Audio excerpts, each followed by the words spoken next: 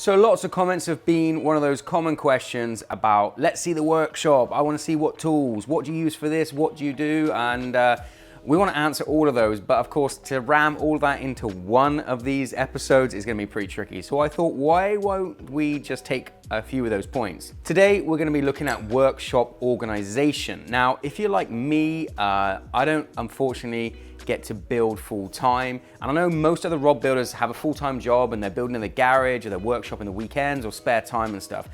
Or maybe you're lucky enough and you're doing it full time. Either way, workshop organization is gonna save you time and it's gonna make you more effective. So I was thinking, let's pick up the camera, let's rock around the workshop, because we're not filming in front of a green screen or some fake studio. This is actually my rod shop. So let's go around and see what things I've done to organize to make my life easier to build some rods. So welcome to another, this is Rod Building. Cheers. I'm Gary Benny, English rod builder living in Sweden. I've been building rods for many years and now you're going to join me in my workshop going through tips, tricks, techniques, tools of the trade, all the things you want to know when you're coming to build a rod.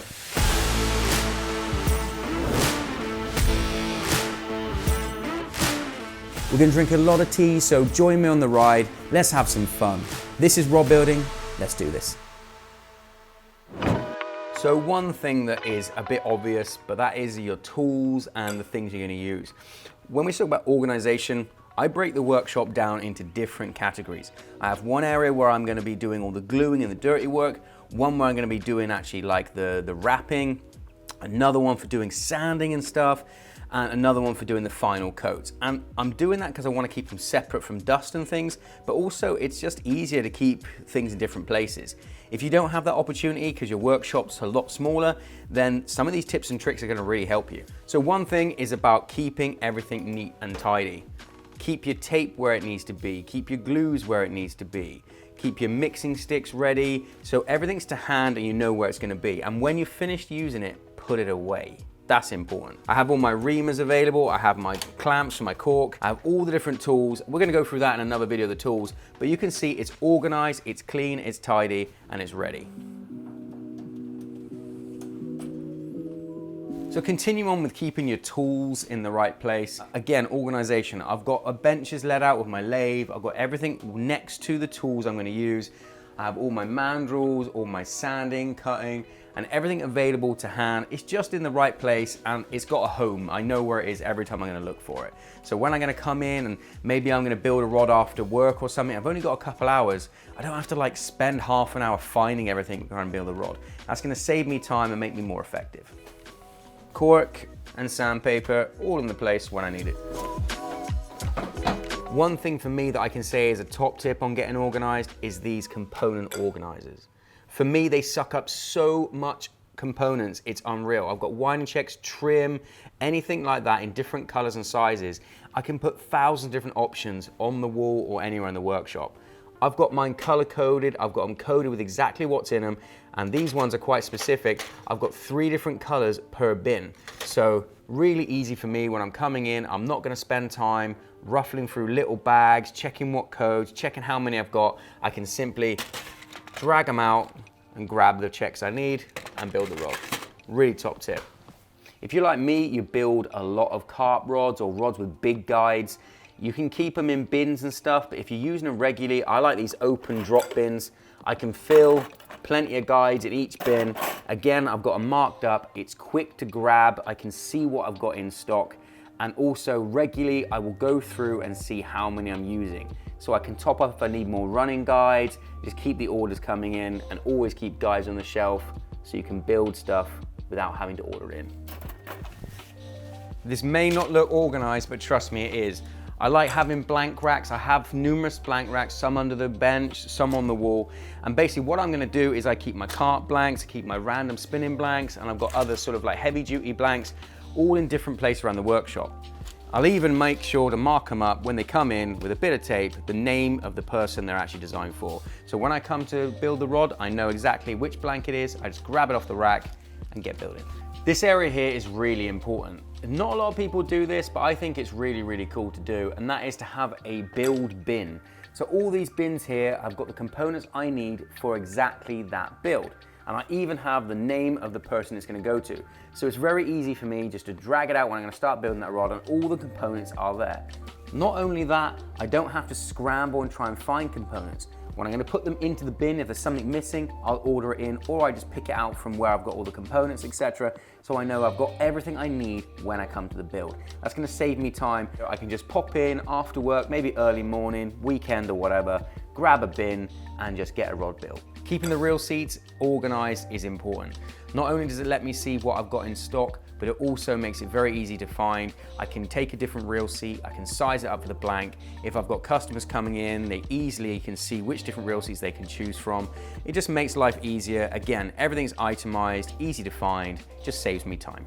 Even more bins. I mean, I can't tell you enough how this saves my time. I've got bins for everything. I've got for cork, I've got a carbon, I've got wind scripts, CFG, rubber buckets, EVA, assorted winding checks, microwave guides, some ceramic guides, titanium guides. I mean, I like to keep it all in these, so when I need it, I just drag it out and I can find it. If you haven't got it organized like this, I really recommend you do so. These cost absolutely nothing to get in your local hardware store.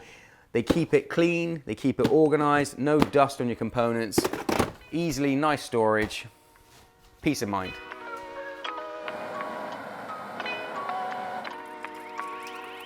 An area that gets overlooked is your decals. Being organized in your decals is paramount. You can just have the decals all in one of these folders, ready for when you need them. Keeps them clean, keeps them tidy, and just a little bit of organization means you always know where everything is.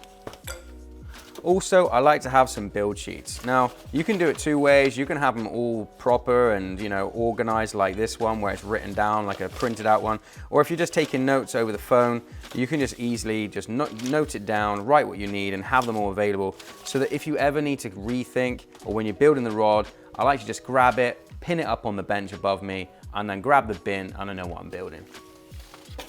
And the last one here is guide spacing. Now, if you're gonna be working out your own guide spacing all the time, that's great. But often what I do when I've worked it out, and not a lot of people do this, I like to write it down and keep notes of it. So I'll go through and I'll make sure that I keep all my guide spacing that I use the most often in these printed sheets so that when I'm gonna come back to build another rod that's the same or similar, I've got a reference point. Even if I need to tweak it and adjust it, this is a godsend for me. It saves a lot of time.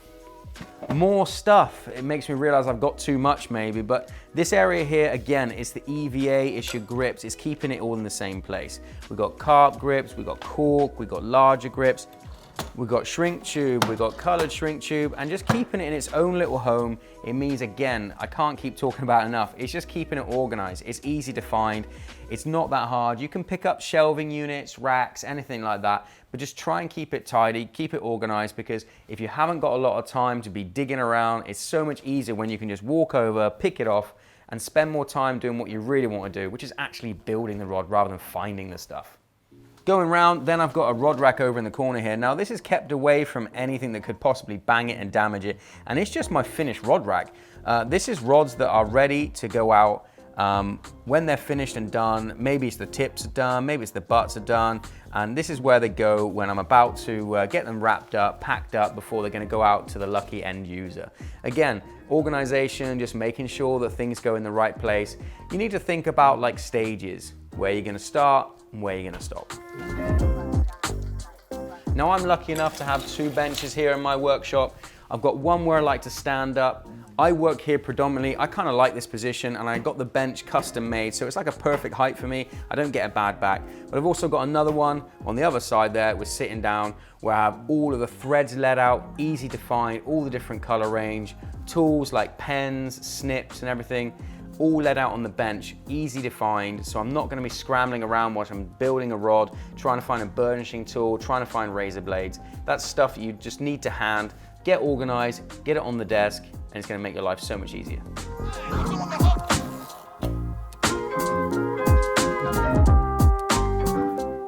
Your finishing bench needs to be organized because when you're doing your finishing, you're turning those rods, you don't have time to start looking for stuff because that rod's rotating and you really can't stop. So to make sure you've got everything organized on this bench is really, really important. By that I mean, I have a little tray here which I keep my epoxy in that I'm gonna be doing. I have some mixing dishes turned upside down so they don't fill with dust. I have some foil trays to hand. I have some cotton buds if you need to clean up any mistakes. And then under the bench, again, I have more epoxy. I have my brushes in clean box, and I have all the sundries I need with this drop-out box, easy to hand if I need it. Just get organized, life's gonna be easier. So, I mean, then we're back at the glue bench again, and to be honest, I mean, it's just a case of, I have bits of cardboard ready for when I'm gonna be gluing, I have spare mixing sticks. I mean, it's just about basically forward thinking, think about your stages, and try and get everything ready. Keep your tools to hand, keep your tools clean, just everything, like keeping the glues in the same place. If you know where it is, you can see where it's missing, so you know when you're gonna run out. If you're gonna be building a rod last minute, you can always find your stuff. And like I said, I'm gonna have the benefit of building full time. So for me, it saves me time and makes me more cost effective. Well, that's it. Another This Is RodBuilding. Hopefully you've enjoyed this one. It's been short, it's been sweet. We gave you a bit of whirlwind tour. Like, subscribe, all that stuff. And please, we love your comments. Keep telling us what you wanna see. Any questions, I will take time to answer to you. It's been another one. It's been great. I think it's time for a cup of tea. That was a wrap.